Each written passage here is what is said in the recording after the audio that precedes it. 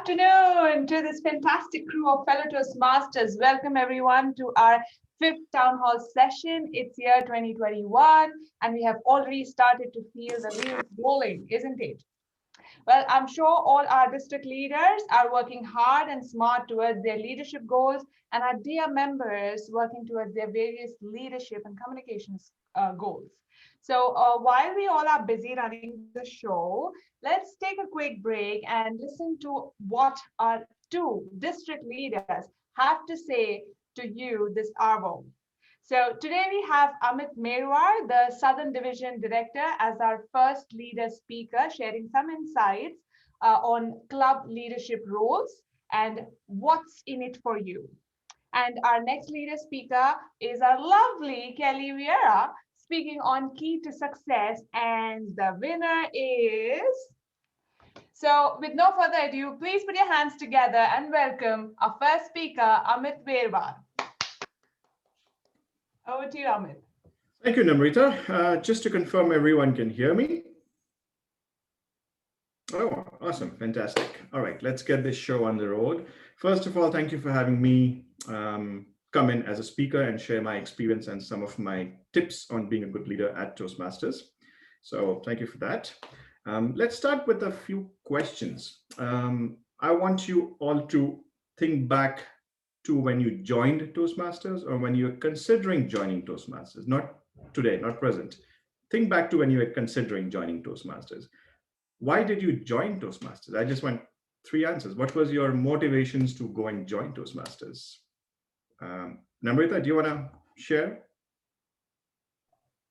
I just love wearing blazers, so that was my first opportunity to dress formally. All right, yeah, that's an excuse. Let's hear from some other leaders. Sue? I joined Toastmasters because you could actually have a ticker box of learning along the way. So every time you achieved something, you could just note where you're up to in your learning journey. And also it was that camaraderie of friendship. So it mixing doing something that you're achieving plus meeting new people. And I really enjoyed that. Okay, great. What about you, Neha? What was your primary reason for joining or considering Toastmasters? Sure. So I joined Toastmasters because I was bored of hanging out with my husband's colleagues and I wanted a social circle of my own. So I said, Toastmasters it is. Okay. All right. So we have heard 3 different reasons. One saying an opportunity to dress more formally, someone saying camaraderie, someone saying an opportunity to meet new people, hang out with new people. Now, interestingly, if you look at the Toastmasters logo, at the bottom it says where leaders are made. And I want to know amongst this forum, how many of you actually joined Toastmasters to become a leader? Just put your hand up. There you go. Nobody joins Toastmasters to become a leader, which is interesting, because some of the skills that you pick up automatically makes you a leader in your peers, amongst your society, amongst your counterparts in your friend circle. And that's something I'm going to talk about today. Usually people join Toastmasters for 3-4 reasons, like improving public speaking, increasing your confidence, and obviously trying to become better communicators. But becoming a leader is not the first thought when it comes to somebody who wants to join Toastmasters.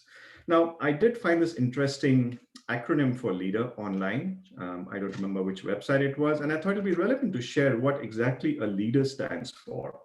So the L essentially stands for listening. You listen to your members, you listen to people, you listen to both the good and the bad. Because if you don't listen, you don't really know what's happening. Now, E stands for example. So if you want to inspire others, lead by example. Simple. A is for awareness. You have to be aware of what's going in and around you, but it's more to do with situational awareness, understanding the bigger picture, which is a lot more significant because that's what leads you to a better decision making. And then there's D, which stands for development. Develop your leadership ability and in turn also develop your team alongside. E is for excellence. Always strive for excellence. Whether you fail or you succeed matters a bit, but not so much, as long as you have given it your best shot. So you always strive for excellence. And R stands for resilience. Leaders should learn to take knocks and get up again and again. Resilience is all about not giving up. So I found this acronym very useful to define what a leader means. Now, let's map these against the existing club officer roles. We've got 7 club officer roles supporting each club. We've got the president, who's basically responsible for the success of the club in general. The skills you will learn as a leader there is how you will manage and lead a team to success. As a VPE, you are responsible for your club's education program. Now, I find that a very challenging role and a very empowering and learning role. It teaches you how to manage conflicting priorities. As a VP, you will always have something or the other not happening on time, schedule management, time management, etc. So it teaches you on the ground skills about conflict and priority management.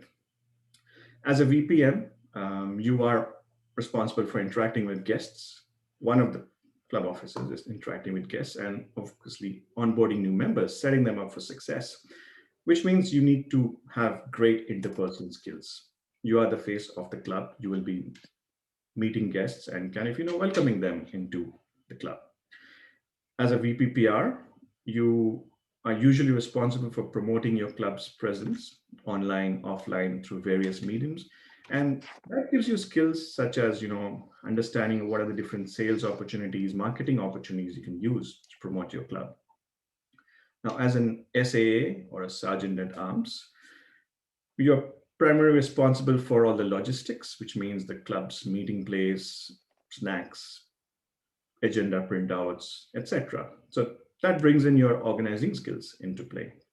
As a treasurer, you pretty much manage your club's finances. You predict what kind of spend is coming in. You kind of understand, are you in a good shape or do you need to do a fundraiser, etc. And obviously share with your committee. So that improves your finance management skills. And as a secretary, you are responsible for all the record keeping that's happening in your club. So active listening and records management. So these are some of the skills which inherently you pick up as you perform any of these club officer roles. Now, this is all about the skills, but let's talk a bit about some of the non-tangible benefits. For example, you get to know your fellow members and club officers a lot more better than just being a regular member, which translates essentially to better engagement levels.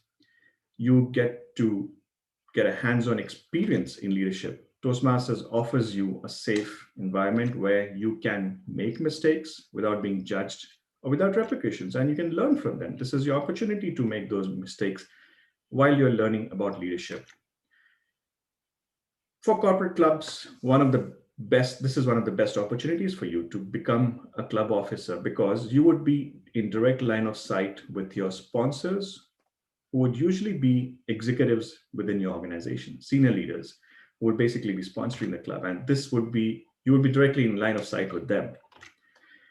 You also develop better presentation skills. As we know, practice makes perfect. And the more you speak in front of a crowd, the more confident you become. So as a club officer, you get more opportunities than a regular member to practice your presentation skills.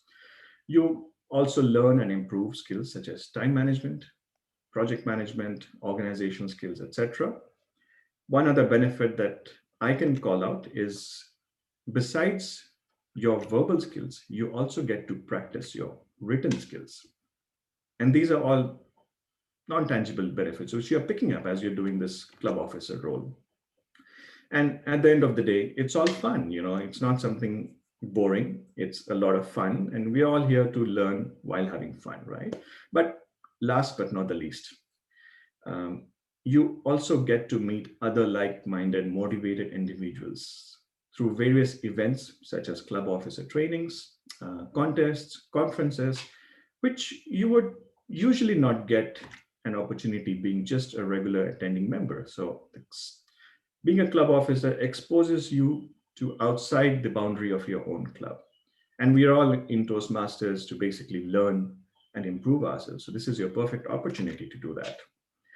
Now, obviously, there's an element of self-interest and self-development when you're joining Toastmasters. You want to improve. But in my opinion, the true power of Toastmasters is in the collective knowledge that we all bring into the table and share. That's the true power of Toastmasters. You know, some of the benefits I've done multiple roles across various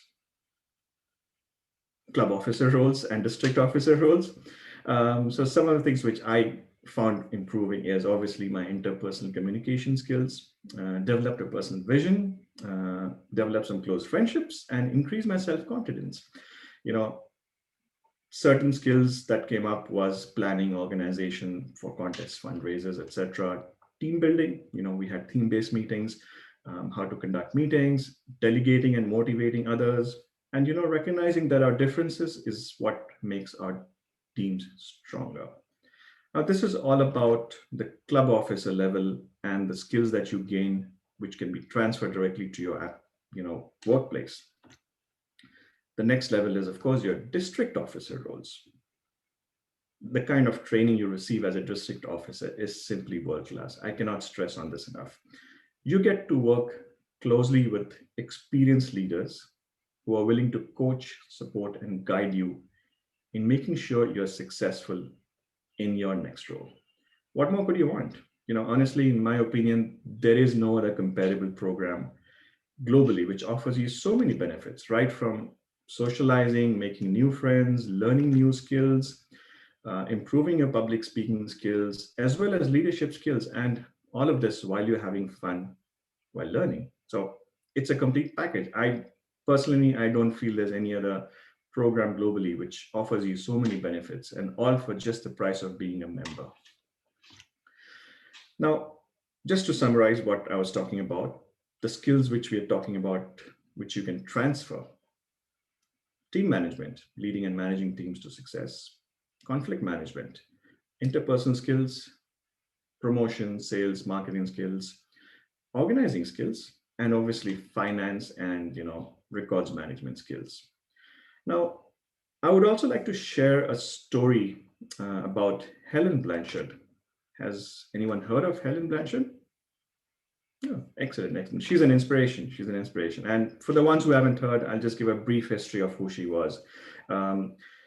She essentially attended Toastmasters, or started attending Toastmasters Club sometime in 1970. That's when Toastmasters was still an all-male organization and did not allow female members to join. So she was voted, she applied, and she was voted in by the members at the US Navy Research and Development Center Toastmasters Club. That's the Naval R&D Toastmasters Club in San Diego. So when the club processed the application, they kind of disguised her gender. They still wanted her to be a member, but they couldn't add on a female member. So it was disguised as a H Blanchard. But World Headquarters came back and said, you know, we need the first name as well. So they tried to figure out what to put as a first name. They actually had a table topics to decide what first name to give her, and it came out as Homer. So she was registered as Homer Blanchard. When 1973 Toastmasters started accepting female members, she again changed her name to Helen. So, and you know, as she progressed from one leadership position to another in the organization, she actually went all the way up to becoming the international president in 1985. In fact, she was the first woman international president in the history of Toastmasters. And why I'm sharing this story is because this is where you can be. This is where you can get to if you put your mind to it and, you know, put aside all the differences, all your obstacles, saying that, you know, yes, there's an obstacle, but what can I do to get around it? And that's when your leadership skills come into play. And then that's how you progress, and that's where you can get to. So with this, I would like to actually close with a quote from her. She said, if you get out of Toastmasters all that you can get out of Toastmasters, then you'll never get out of Toastmasters. That's a quote by Helen. Back to you, Namrita. Please unmute and give a big round of applause to Amit. Thank you so much, Amit. That is fabulous. And thank you for sharing that lovely story. We'll go on to our next speaker from here on, and then we will open the forum for question and answer for both the leader speakers. So let's welcome our second speaker, Kelly Viera. Thank you, Namrita. Glad to be here, everyone, and talking about something Namrita said when she invited me to come. I said, "Wow, is this a speech type of thing?" And she said, "No. It's like it's something that we will learn from. We leaders will learn from. But feel free to say something, whatever you want." And I go, "Oh, it's like a TED Talk. That's good, exciting." So I didn't have to practice to the point that I cannot look at my notes. Has to be a beginning, middle, and end. Everything has to be very structured. So I like the idea of being a little bit more free and a chat. And I may be polemic because I think this is good, because I want you guys to think about it after we finish, and I want you to talk about it. And I'm not here to teach you anything, because who am I to teach you? Oh, I'm talking about keys to success. Who am I to tell you, you must do it or that or that or that, and you are going to be successful? Because it depends on each of us. What is right to me may not be right to you, but I'm just here to discuss a point which I believe it works for me, and I believe is something that we are missing out there and could help you as leader, you as a parent, as a teacher, as a professional, and you as a member of Toastmasters. So it's definitely relevant for all areas of your life. When we talk about success, you must agree with me that there are many keys, right? It's not only one thing. If you think about what is important for me to be successful, you cannot think about one single thing and say, "Oh, that's the key. I'm going to be rich. I'm going to be famous." No, it's a combination of so many things. And few of the things I was doing my research was, first of all, set up goals. Obviously, everyone has to set up goals to be successful, because if you don't have goals, then you cannot be successful. You don't have a plan. And then what are your targets? So you have to set a goal, and you have to set deadline to reach that goal, and you have to take action. Because what's the point of me planning, New Year resolution, and I don't do anything about it? It's just pointless. So I need to take action. If I don't, then nothing's gonna get out of the paper. We need to be disciplined and focused. It's funny, like my daughter, she has a problem concentrating. And although she tries very hard to plan and she says, "I'm gonna do this today," then when you see the cat is passing and she goes, "Oh, the cat, oh, look, the sun," and she never focuses, and she's not very disciplined. And it's very hard for you to reach goals if you are not disciplined. You have to be persistent. My husband is also another example. He's not very persistent. He starts something, and then in the very first time that he faces a challenge, he goes, "Don't want it anymore." It's never gonna work. If you don't persist, how do you know if something is gonna work? So persistence is another one. You can think about maybe having a coach, so someone who is gonna guide you through and is gonna make your life easier. That is also something that we must consider. Or self-esteem. If I don't believe in myself, who will? We must believe in ourselves, and then we must believe in what we do, and others will believe as well. And there are many, many keys, but something that I rarely hear about, and I want to highlight today, but let's hold just for a second. And I'll give you a Toastmaster example, and then we'll go back there and you will see. I want you to pick up in my example, what is this one thing that I think that most people forget, but they are very, very important as everything else that I said. Once I heard a speech from a member of Frankston Toastmasters. I'm now a member of Frankston Toastmasters. It's brand new club, and I'm not joining much because I have been very busy. But I heard him saying that once, and I thought, geez, I have thought about that multiple times, but I never saw anyone brave enough to talk about it.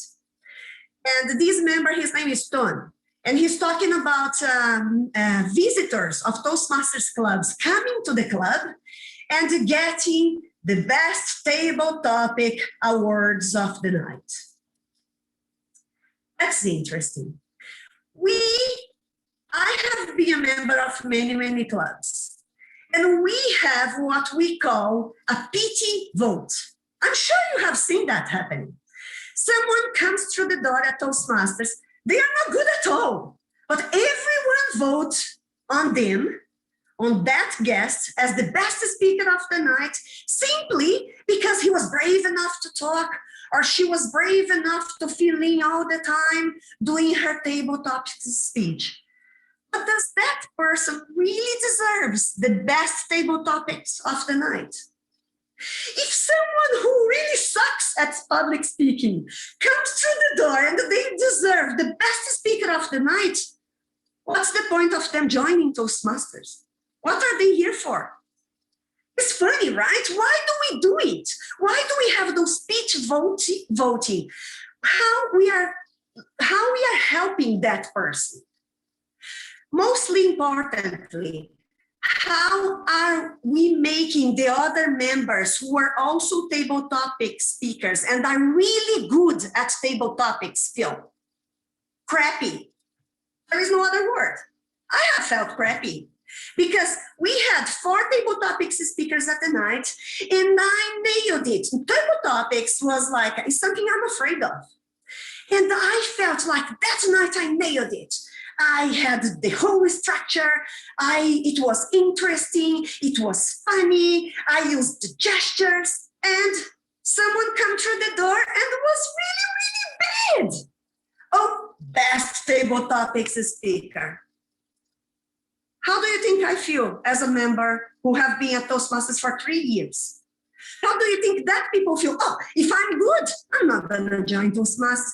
Maybe we do it because we want that person to join and feel, oh, they are so welcome. I'm gonna join that club because I'm good, but I'm gonna be even better. I don't know what we are thinking, but we all commit that same crime in our clubs.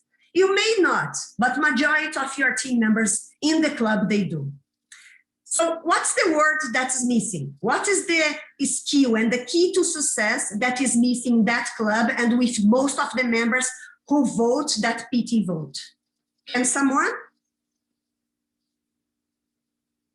Authenticity. We lack authenticity. At Toastmasters, we are so afraid of telling the truth because we believe that people are going to be upset. They will never come back again. But if we are not authentic, how do we expect the others to learn? But you know, the most important thing is, if we are not authentic, how do we expect people to trust us?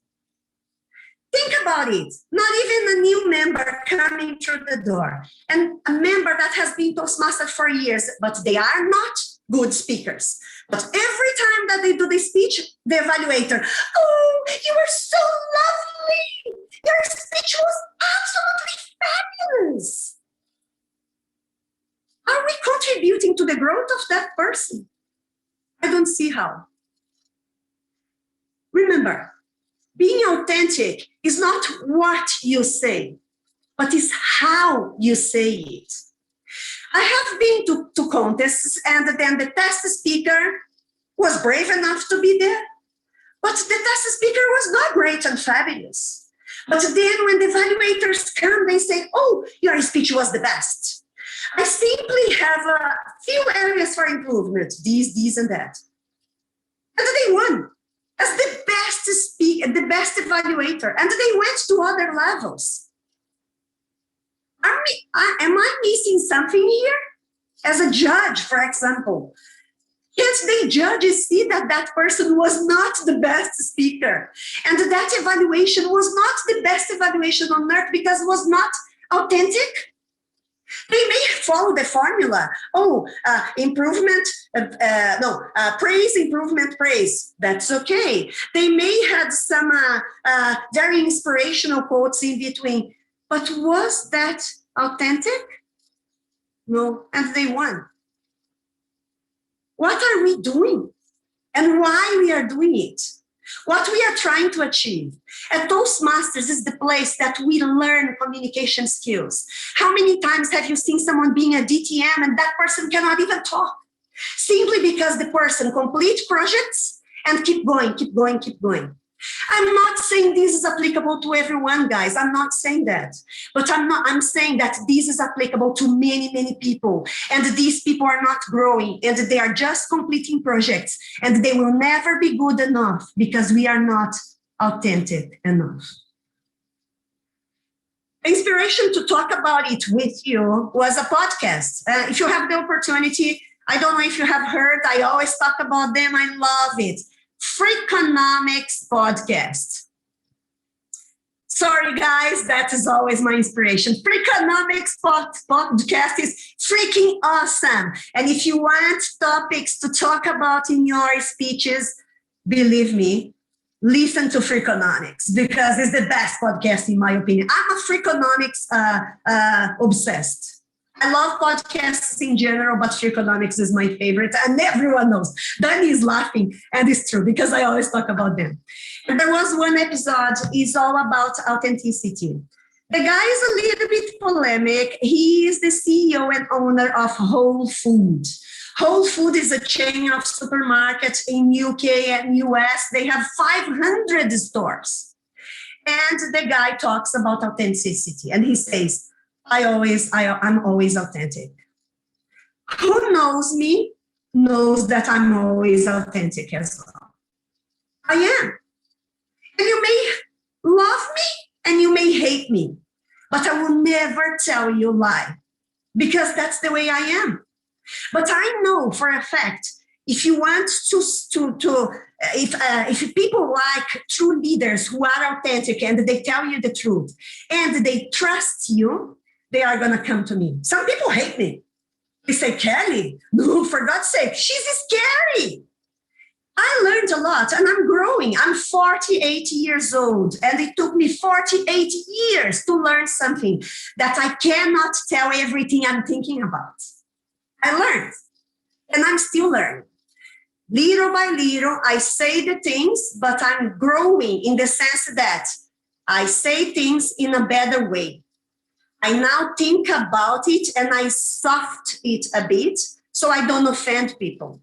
I learned with Toastmasters as well to soften things that I say, but I always tell the truth. Guys, I know that it's a very polemic topic and it's hard to talk about it because not many people want to hear it. And not many people may agree with me and think that at Toastmasters we commit that crime of not being authentic. But just think, I want to plant that seed in your mind. And I want you to go back and think, in my club, are we being authentic? Are people learning from us? And if they are not, I would like you to change your posture. So please add that item to your list. Key to success, the winner is definitely today being authentic. Back to you, Namrita. Thank you so much, Kelly. I love your energy and absolutely agree. Authenticity in this world full of, so many things going viral and whatnot. I think so it's really important to be authentic in yourself more than anything. Thank you so much, Kelly, for that. And over to you, Danielle. And let's open the session for question and answer for our leaders.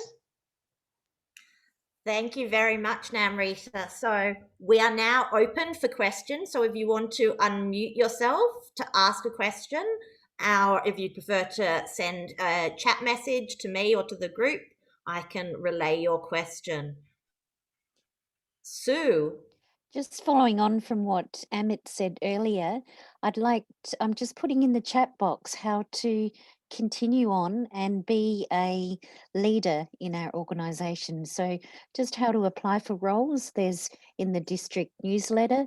If you have a look at that, these close the end of February, and the other roles such as PR manager, admin and finance, they're really important as well, but they're appointed roles. So just be aware, some are elected, and elected come in. We need those by the end of February, and appointed roles need to come in so that the incoming district director needs to know who are interested in those roles.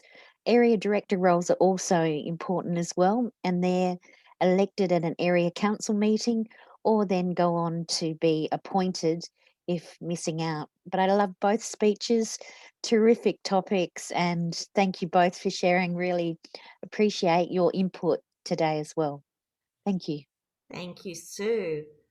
Does anybody else have a question? While you're thinking of your question, I'll pose this question that's actually to both of you, because even though Amit largely talked about roles, when you talk about authenticity, we need people to feel like they're going into the right place for them when they take on roles. So how do clubs manage to motivate members to take up leadership roles, especially as Amit said, when asking around, nobody comes into Toastmasters to become a leader. I certainly didn't. So Amit, what do you do to motivate members to take up roles without being too pushy? Well, I think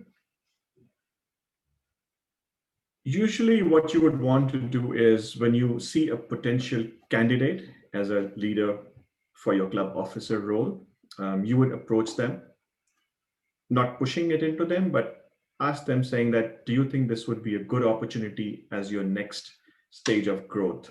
You've already been a member, you've already done speeches, evaluations, Toastmaster of the day. And then you start probing or guiding them towards thinking, what's the next stage of development for you? And that's when the club officer roles would come in and say, what's your level of interest? Which type of a role would you be interested in taking up to develop yourself as a leader? Obviously, share examples of previous leaders, have them connect with them saying, when this person joined, they were pretty much in the same boat as you, new member, still progressing through communication skills. Now look at them where they are. So have them connect with them, share their experience. What also helps in our club is having previous leaders come in and give some speeches on what their journey with Toastmasters has been, what their experience has been as a club officer previously. So that's really helped us bring in, volunteers to pick up the roles without pushing them into one. Some of them will definitely need a bit of a nudge because they're still unsure. Can I do this? Is it too much work? I don't know what's in it for me. What exactly does a role encompass? So, some of them might need a little bit of nudge to get into that role. So telling them information beforehand saying, this is exactly what the role encompasses. Don't worry, the rest of the committee is there, the previous committee is there as well to support you. You'll also undergo club officer training where you'll meet similar peers in your role, get to learn from them as a collective knowledge sharing exercise. So just getting them into that comfort zone that, they're ready to take the next step. And also that they've got enough backup and support behind them to succeed. Fabulous. Kelly, what would you say to how to motivate people to take on leadership roles? Normally people don't want to take the leadership roles and they don't put their hand up. But you know what I always do in my clubs as well is just telling them how much we need them. Because Toastmasters is made up of volunteers. If we don't have people putting their hand up, first of all, they are not helping their community. Second of all, they are not giving themselves the opportunity to learn. And I love that quote from the CEO of Virgin, Richard Branson, that he says, if you don't know how to do something, you say yes first and then you learn how to do. So I don't think they need to know first or I need to give them everything and chew on their behalf. They need to put their hand first up and they need to accept the challenge. And once they are in it, they will learn. All of us are capable of learning, unless we have a mental problem or disease. That's another thing. But we must accept the challenge and be brave enough to put the hand up, and the learning will come. That's what I say. If you don't give to us, how can the club grow? So it's always like that sense of let's share the responsibility and workload. That's how I normally do. And my mentors, for example, my mentees, what you say, protegees, has happened that they accepted to the role at the club simply because they go, okay, yeah, I agree, okay, I'm gonna do it. And they perform well. And every time they need, we are there to help, is what Amit said. It's important that we are there to support and we let them know it. But it's just like, if you don't put your hand on fire, how do you know if you're gonna get burned? So. I'm not sure I want to burn myself, but I do appreciate the analogy otherwise. So what do you think about the idea of throwing new members into club leadership roles? I tell people all the time, 6 weeks after I became a member, I got a random phone call to say, would I become the Vice President of Public Relations? That person is very lucky I did not just hang up the phone on them. But I was very new to Toastmasters. I didn't know a lot. But at the time, we had manuals and I was able to read stuff before I agreed. What's your... Are you asking me? Yeah, we'll start with you and then we'll go to Amit. That's very, very questionable. And I think one thing that we do wrong in our clubs is simply throw it on anyone without a little bit of consideration of how that member behaves in the first place.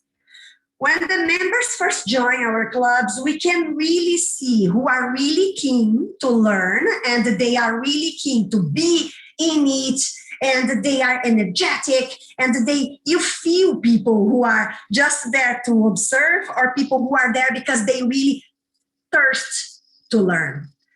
If we simply vote in someone for the sake of filling the role, I think that's wrong. And most clubs, they sometimes do it because they don't have any other option. And they push people to go there. That's wrong because that person is not going to last. They are going to be scared and probably they are going to resign soon after. And you are just postponing the problem. You are not solving the problem.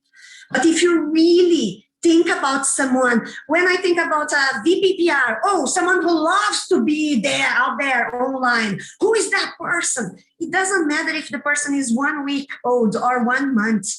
You can see it based on the behavior of your members. And then you vote that person in, mostly likely that person will succeed. So that's my opinion. You don't vote them in just for the sake of voting. Vote because you see that person fitting. The same as when you do interview for a job. You don't hire someone to be a project manager who is super, super shy and is not a people person and never had the experience before. You must fit that person with the role you are offering. That's my opinion.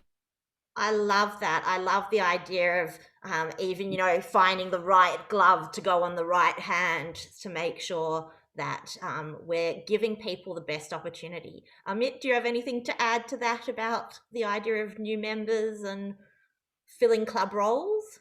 Well, I think Kelly summed it up pretty well that, if you identify someone into a potential role, only then you should approach them or recommend that role to you. And I'm pretty sure in your case also, somebody would have seen that potential in you before approaching you. Even though you were 6 weeks in, they would have seen that, you were interested in being more than just an average member. You wanted to obviously have the potential to develop your leadership skills, which is why someone approached you. Contrary to that, if no one had actually approached you, I'm not sure if you would have actually volunteered to take on a role. So you still needed that bit of a nudge to kind of, push you out of your comfort zone. But yes, you should obviously, before you throw a new member or a recent member into the deep end of getting them into a responsible role, understand with them what their goals for joining Toastmasters is. Is it just to kind of, develop their personal skills, interpersonal skills, communication skills? Yes, that's of course one of the goals. But at the same time, are they looking at a more holistic development of becoming a leader and developing as a leader as well? So if you can identify those traits, and this can be done through some probing, have some offline discussions, see where they want to get into with Toastmasters, you can pretty much plug them into relevant roles. Like we had one person who was a lot more tech savvy, and we felt that, he would be great for a VP PR role because he's all over social media, etc. So we assigned that role to him. There was another member who was more interested in, welcoming new members, talking to them. So we said, yeah, fine, we'll get you in as a VPM. We'll obviously train you for it and coach you through the whole process. And then she's serving great as a VPM right now. Fabulous. So we have a few more questions, and this one's quite an interesting one. And I'll ask both Kelly and Amit, but Vicki might want to add something as our district director, which is about how has COVID-19 brought leadership changes, and how can we address the challenges? So I have to say, I miss the in-person interactions that we had and the way that we built community. So Amit, you're now a division director. When you were an area director, there was much more engagement. Personally, how has COVID-19 changed your leadership and the challenges that it's brought? The way I approached it, to be honest, was, and this is what I do with most situations, is there are two options: things you can control and things you can't control. Unfortunately, COVID-19 fell into one of those where we couldn't control anything. So then obviously I had to mitigate to see what could I do with the limited resources I had. So my club moved online. Thankfully, everybody just adapted to it online. For some of them, it worked better. We, in fact, added new members when we moved online.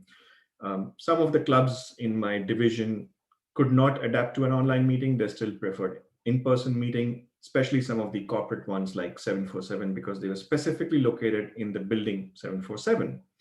Since the building was shut, they didn't want to continue meetings. So we did lose a few clubs here and there. We added new clubs, we added new members. So it's been a mix. What really changed, I think, for me was the level of engagement. We needed to engage a lot more effectively with the members to retain them. And this was, I think, something great which my home club, Mighty Docklands, did. The club officer team engaged very heavily with all the members to actually understand if the online meetings were giving them the benefits they wanted. We also started listening to our members to see what else can we do differently. We started having themed meetings to make it more fun. Since we're missing that camaraderie of in-person meetings, we said, let's now do dress-up themes. So we said Halloween theme, Christmas theme, etc. So we tried to mix things up, and that led to a much more engaged club to the best extent possible in an online environment. Obviously, in-person meetings would have meant more socializing, but since we didn't have that as an option, we went with what we could. Absolutely. We have 2 more minutes, so I'll ask the same question to Kelly about leadership changes that have happened as a result of COVID-19 and how we can continue. And we're still in this state of not knowing whether we can all go back in person or online. We're in this middle state. How can we respond to these challenges? Dani, I think it's better if Vicki responds that, because this year, because of COVID, I haven't done much at Toastmasters, to be very honest. The youth leadership was frozen for the entire year. Just now the schools are picking up and they are contacting me because nobody was doing anything. So it changed in a way that we were not able to do something that most of us love, like running the youth leadership. So it's very hard for me to comment because I haven't been very active. And the youth leadership, not many things are happening. So give the chance to Vicki or Sue, I don't know. Well, actually, you've actually answered the question, because that's the leadership change that happened, is that you weren't provided with that opportunity. So I'll hand over to Vicki for the last comment on that about the challenges that we need to address. Oh, okay, thank you. The challenge, I think, is staying connected. And part of the challenge comes from within. I found when we fight against something, we can cause a lot of problems for ourselves and other people, the people that we're leading. So what we need to do is just accept. Acceptance is a word that I love, because what it means is we might not agree with it, we might not think it's the best thing, but when we accept it, we allow ourselves open to a lot of other opportunities. We allow ourselves to make connections where we wouldn't. It's better to connect on a Zoom screen than it is to not have a club meeting at all, I feel. So that type of thing, yeah. And in some cases, it brings you closer to people because all you have is that screen, and that's the only way you can connect with them. So you do that. Fabulous. Thank you so much, Vicki. And that ends our question and answer session. So I'll hand back to Namrita. Please welcome Namrita back. Thank you so much, Danielle, and a big round of applause to all of us. Thank you all the leaders for coming in today and everyone who attended this session. This is more of a networking session, a monthly networking session for our district. So I would really encourage all of you all present here to encourage all our other district members to come in and try to interact with our district leaders. We are going to have 2 new district leaders every month speaking in this forum. So utilize this opportunity to come in and ask questions and just connect. It just, gives us this feeling as if we are meeting in person. So try to make full use of this town hall every month. And we all are talking about change a lot these days, but there's something called as choice. So it's completely dependent on what you choose. So I love this this very mini quote that says, one day or day one. One day or day one, you choose. And with this, I would like to wrap up our town hall today. Thank you all for all your questions and being here with your ideas, suggestions, and feedbacks. Our next town hall will be on 7th of March, 2021, same time, same place, and same place. By that, I mean the same Zoom link. So thank you so much. Stay safe and have a wonderful day. Thank you.